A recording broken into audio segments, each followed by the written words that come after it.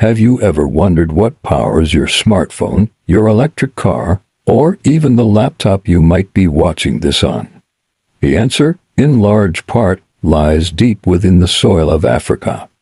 We're talking about minerals like lithium and cobalt, the unsung heroes of our green energy revolution.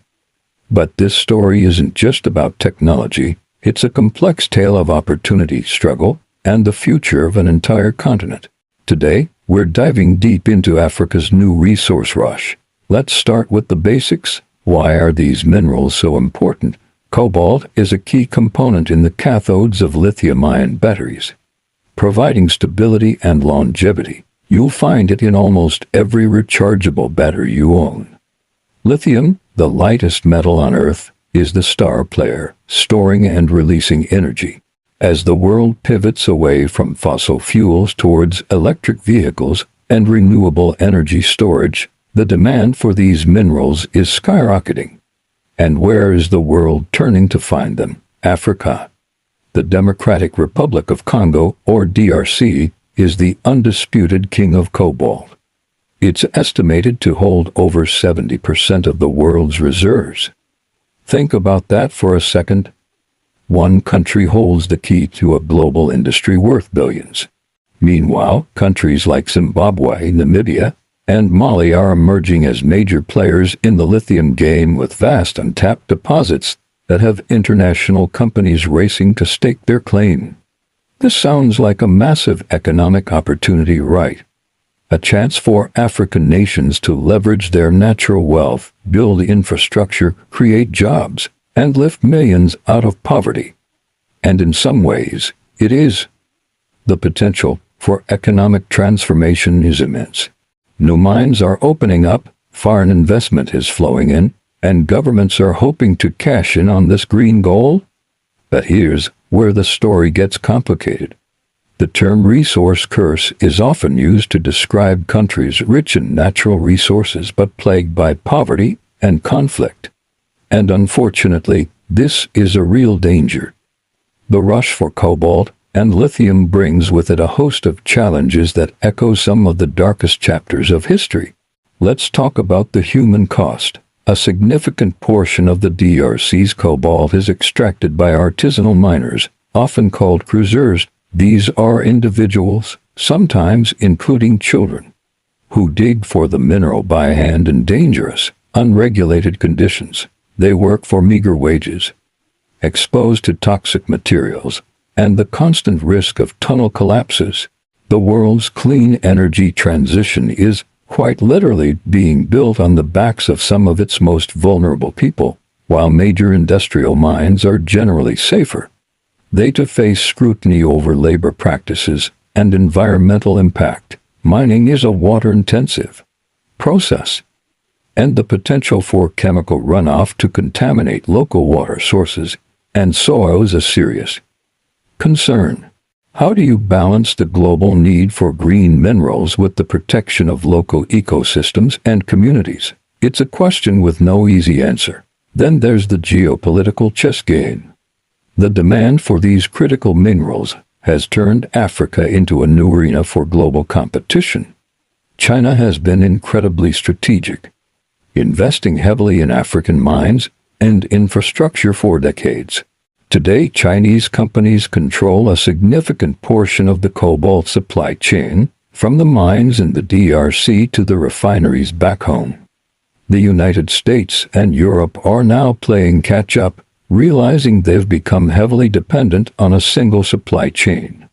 They are scrambling to forge new partnerships and invest in African mining projects to secure their own access to these resources.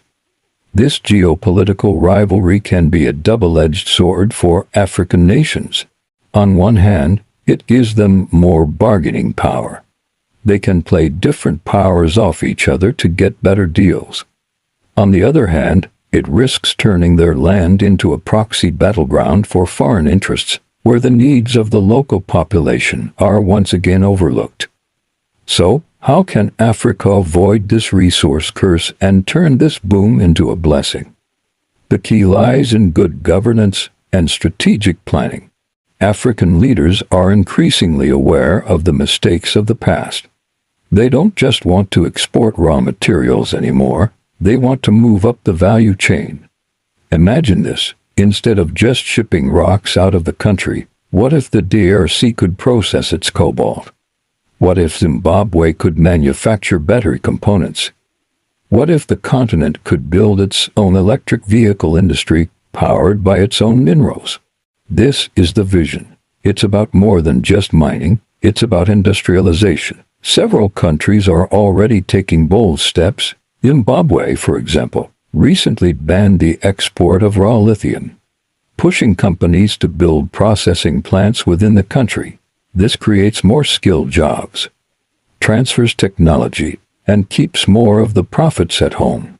The African Continental Free Trade Area also presents a huge opportunity, allowing countries to create regional supply chains and build a powerful, unified economic bloc. Furthermore, there is a growing push for transparency and accountability. Initiatives like the Extractive Industries Transparency Initiative are working to ensure that the revenues from mining are publicly declared and used for national development, rather than disappearing into the pockets of a corrupt few. Consumers are also becoming more conscious, demanding to know that the products they buy are ethically sourced.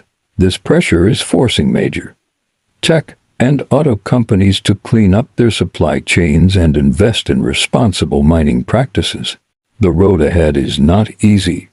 It will require immense political will, a crackdown on corruption, and massive investment in education and infrastructure. It will require a fundamental shift in the power dynamic between global corporations and African nations. But for the first time in a long time, the leverage is shifting. The world needs Africa's resources to achieve its climate goals. This gives African nations a unique opportunity to set the terms of engagement. They can demand fair prices, insist on local processing, and enforce strict environmental and labor standards. They can ensure that this mineral wealth is used to build a sustainable and prosperous future for their own people. The story of Africa's lithium and cobalt is still being written. It could be another tragic chapter of exploitation, or it could be a story of empowerment and transformation. The outcome depends on the choices made today, not just in the capitals of Africa, but in the boardrooms of global corporations and by consumers like you and me. The future isn't just electric, it has the potential to be equitable too. We just have to fight for it. Thanks so much for watching. If you found this topic as fascinating as I do, make sure to hit that like button and subscribe for more deep dives into the forces shaping our world. Let me know your thoughts in the comments below. See you in the next one.